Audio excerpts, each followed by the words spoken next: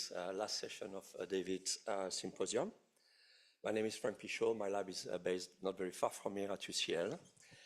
And it is a real privilege for me to be among so many friends and colleagues of David. And it is my pleasure to welcome, our next speakers. But before I do, I just wanted to share some of my memories of the time I spent with David. And so I think I first met David when I moved to the UK in 2003 to start my lab at UCL at the LMCB, again, down the road. And as a flight person, I would interact with David at our, famous or infamous London fly meeting. It was taking place at the LRI at the time. And I do remember David as someone who was very warm and engaging and made me feel really at home right away, just arriving in this country. And also being very curious about everything. And, I want to remember this wonderful discussion I would have with him at that meeting.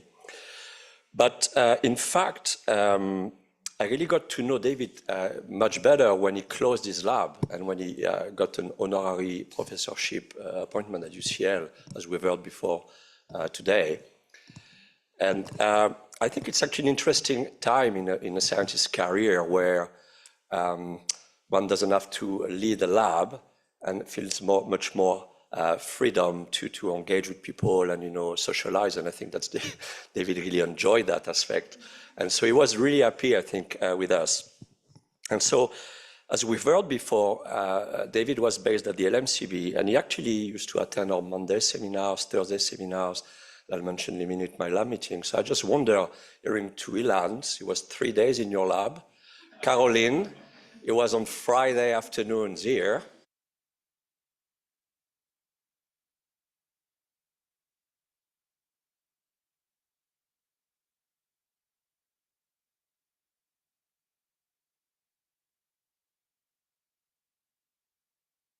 Colleagues, Martin Raff, who was an LMCB alumni, and Graham Warren, who just was coming back from Max Perus labs in Vienna. And so that office, I have to say, was quite something, right? The amount of knowledge and wisdom in there was quite amazing.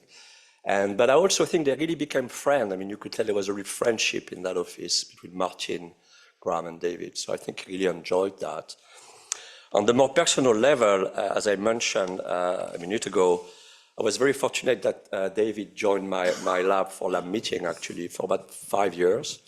And so our lab meeting was on Fridays, and they became very long lab meetings that you can imagine, because David would really want to discuss everything in great depth, and that was just really amazing.